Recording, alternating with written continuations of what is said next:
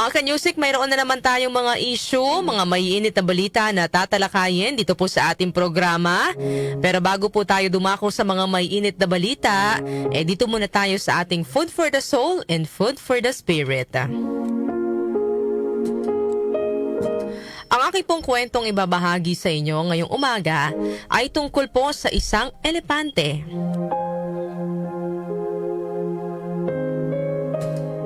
Isang araw, mayroong elepante na naliligo sa ilog.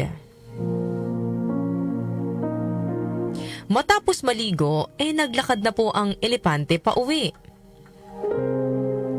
Sa kanyang daan pauwi, mula sa malayo ay natanaw niya ang isang grupo ng mga baboy. At sinabing, panoorin niyo ako kung paano ko takutin ang elepanteng paparating. Diba? Ang yabang nung mga baboy, mga kanyusik, no? Sino bang mas malaki? Di hamak na mas malaki sa kanila yung elepante. Pero grabe, no? Yung kayabangan. Talagang panoorin niyo ako kung paano ko takutin yung elepanteng paparating. Ayan, sabi niya.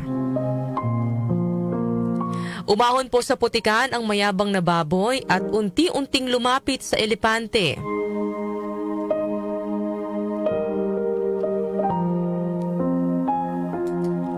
Mula po sa putikan, pinanonood ng mga kasama nitong baboy kung ano ang gagawin ng mayabang na baboy sa elepante. Doon po yung habang naglalakad yung elepante pa uwi, may natanaw siyang isang grupo ng mga baboy na nagtatampisaw sa putikan.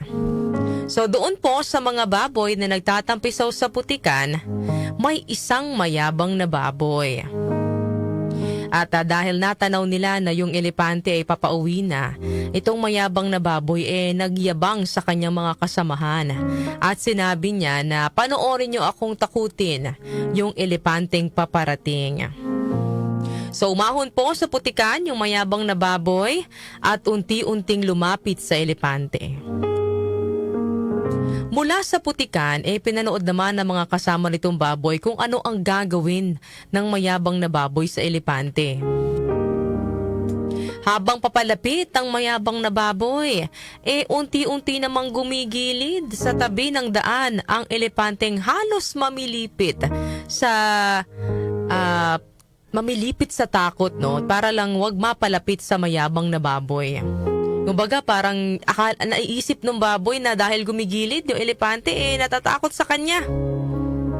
Namangha naman ng mga kasamahang baboy dahil tila natakot ang malaking elepante sa mayabang na baboy. Tumiklop, gumilid, tumabi ang elepante. Hindi alam ng elepante ay pinapanood siya ng isang unggoy na nakabitin sa puno. Nang makalagpas ang elepante sa mayabang na baboy, ay bumaba po sa puno ang unggoy. Lumapit ito sa elepante at nagtanong, "Ang laki-laki mo, bakit ka natakot sa isang baboy?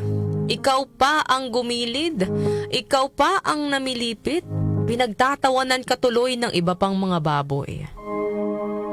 Sumagot naman po ang elepante, "Hindi ako takot sa baboy na yun. Sa totoo lang, maaari ko nga siyang hampasin ng ilong ko. Pero dahil siya ay maputik, pag ginawa ko yon ay mapuputikan din ako.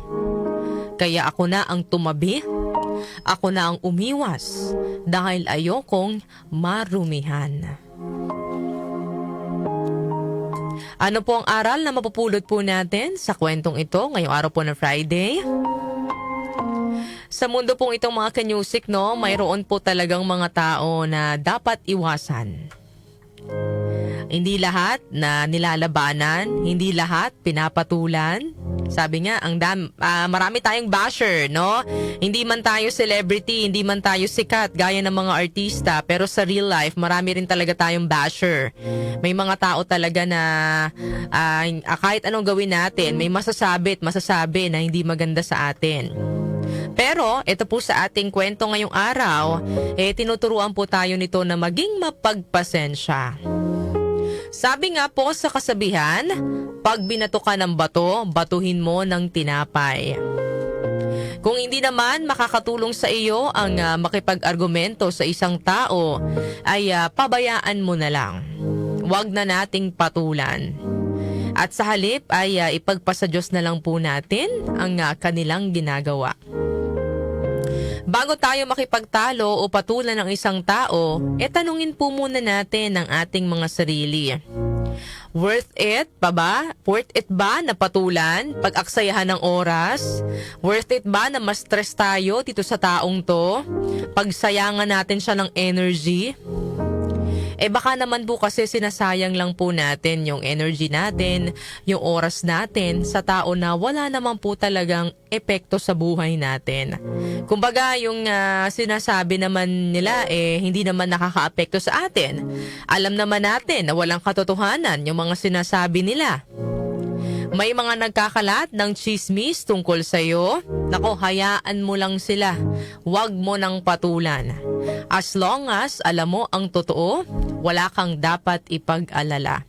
Alam ng mga mahal mo sa buhay kung ano ang totoo, kung sino ka, kilala ka talaga nila, na hindi naman totoo kung ano yung mga halimbawa binibintang sa'yo, mga chismis na ipinapakalat laban sa'yo, wala kang dapat ipag-alala, hindi ba? Minsan po kasi, kapag pumapatol tayo, kapag nakikipag-away pa tayo, wala na rin po tayong pinagkaiba sa taong gumagawa ng masama sa atin. Sabi nga po sa Kawikaan, chapter 26, verse 4 to 6, ang ating pong verse of the day. Huwag mong papatulan ng isang mangmang at baka lumabas na higit ka pang mangmang. Sagutin mo ang mangmang ayon sa kanyang kahangalan upang hindi niya isipin na siya ay may katuwiran. Ang magpadala ng balita sa mangmang ay napakadelikado para mo na ring tinaga ang mga paa mo. Sige mga kanyusik, no? Kapag pumatol ka doon sa taong nagkakalat ng hindi maganda sa'yo, parang wala ka na ring pinagkaiba sa taong gumagawa ng masama sa'yo. Yan po ang ating Food for the Soul and Food for the Spirit ngayong araw po ng Friday.